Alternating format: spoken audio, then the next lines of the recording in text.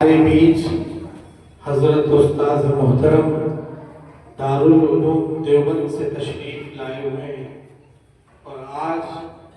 ایک طرف اس بزم میں اللہ کا قرآن ایک طالب علم نے مکمل کیا، اور دوسری طرف آج ہماری دینی مجلس اصلاحی مجلس بھی ہے۔ ہمارے اس بزم کے روح رواں ہمارے بیچ تشریف فرما ہے، لیکن ایک ضروری بات کے بعد میں حضرت والا سے ادب و احترام کے ساتھ گزارش کروں گا، اور اس سے پہلے ایک نعت نبی پڑھی جائے گی جیسا کہ ہماری مجلس کا نظام ہے، تاکہ ہم سب پر ایک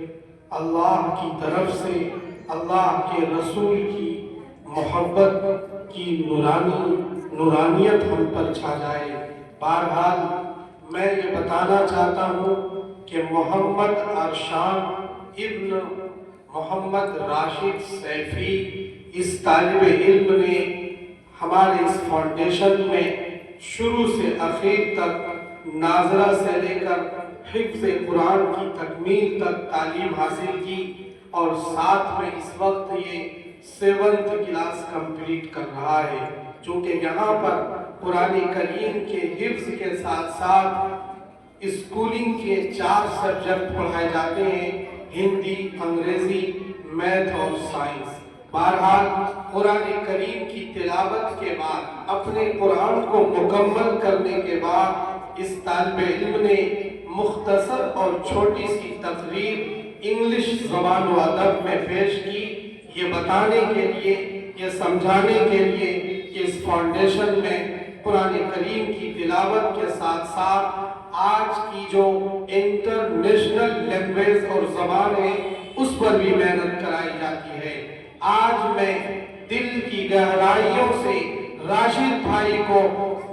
سلام پیش کرتا ہوں، مبارکباد پیش کرتا ہوں کہ ان کے لخت جگر نے اللہ کا قرآن اپنے سینے میں بسایا اور مکمل حفظ قرآن کیا۔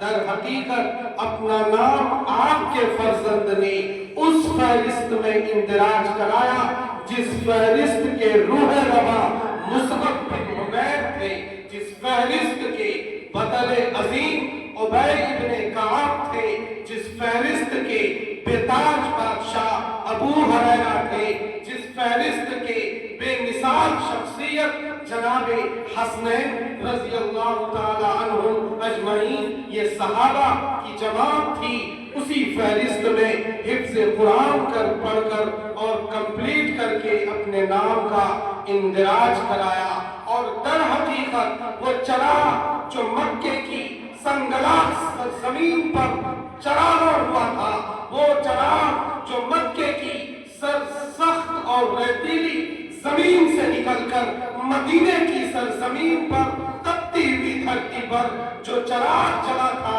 جو چراغ مدینے کی گلیوں میں جلتا تھا، جو چراغ احد کے دامن میں روشن تھا، جو چراغ مدینے سے نکل کر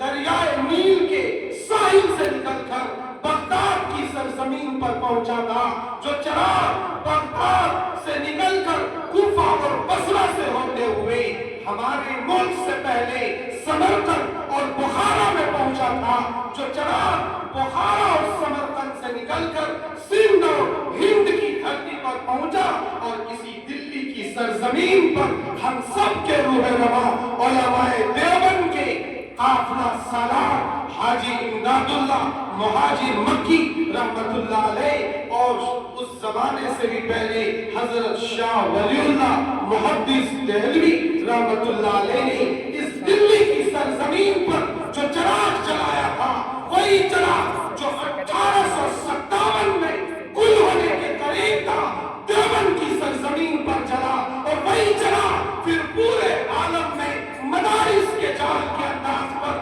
مکاتب کے بنیاد پر آج وہی چراغ جگہ جگہ جو شیخ الہند نے مالٹا کے جیل میں جلایا تھا، وہ چراغ جو حسین احمد مدنی نے مالٹا کی سخت تبدیلی، سخت عذاب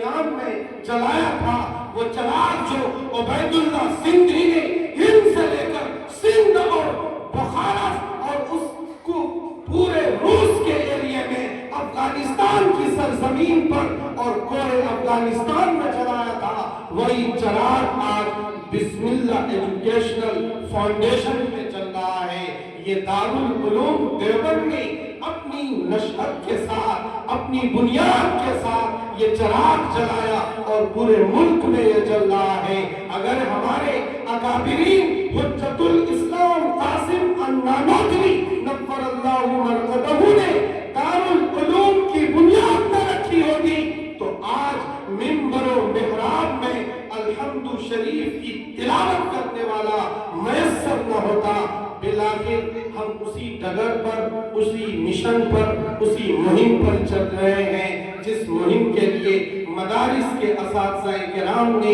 علماء کرام نے، ہم سب کے اساتذہ کرام نے ہمیں جس چراغ کا ذمہ دار بنایا، اسی طرف یہ کارواں ایک لمحے کے لیے شروع ہوا تھا، دھیرے دھیرے یہ کارواں بڑھتا چلا گیا۔ میں اکیلا ہی چلا تھا جانب منزل مگر قاف روئے، میں اکیلا ہی چلا تھا جانب منزل مگر لوگ آتے گئے، کارواں بنتا گیا۔ بلاخر یہ نظام دھیرے دھیرے بڑھتا جا رہا ہے اور اللہ کے فضل سے یہیں پر فاؤنڈیشن کے اس تکمیل حفظ قرآن کا یہ پروگرام کمپلیٹ ہوا۔ اب میں نہایت ادب و احترام کے ساتھ قاری محمد مصطفیٰ سے گزارش کروں گا کہ حضرت والا تشریف لائیں اور ایک مختصر سی نہایت ہی خوبصورت سی نعت شریف گنگنائیں تاکہ مجلس پر وجد چھا جائے، اور پھر ہمارے استاد محترم جو دارالعلوم دیوبند کی سرزمین سے تشریف لائے ہیں ان کا اصلاحی بیان ہوگا، ذکر ہوگا، اس ذکر کے بعد دعا ہوگی جو ہماری ہر مہینے کی ترتیب ہے۔ اللہ تعالیٰ اس ذکر سے ہم سب کو فائدہ پہنچائے۔